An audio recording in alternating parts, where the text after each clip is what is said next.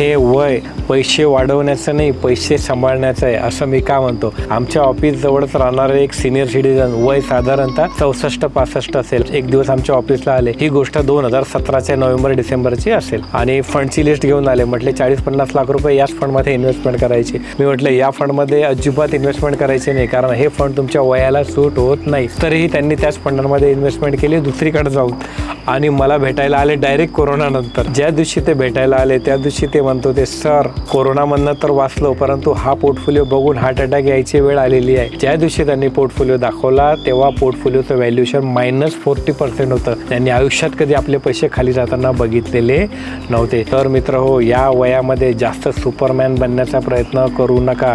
हे वय आपले पैसे सांभाळण्याचं असतं, पैसे वाढवण्याचं नसतं. मी खूप सारे सिनियर सिटीजन बघतो, या वयात फक्त 2-3% एक्स्ट्रा रिटर्न मिळावे म्हणून आपले सगळे पैसे आयुष्याची जमापुंजी कुठेतरी रिस्कमध्ये टाकतात आणि पैसे गमावून बसतात. आणि लुटणारे हीच वाट बघत असतात की कोणीतरी सिनियर सिटीजन येऊन म्हणेल की मला 2-4% रिटर्न एक्स्ट्रा मिळतील आणि तो त्या सिनियर सिटीजनचे पैसे लुटून घेईल. तर अशा चुका अवॉइड करा. आणि हा रील तुमच्या त्या मित्राला पाठवा ज्याचं वय वर्ष 60 पेक्षा जास्त झालेलं आहे, पण तो आपल्या पैशांवरती खूप जास्त रिस्क घेतोय. अधिक माहितीसाठी नक्की फोन करा. थँक्यू.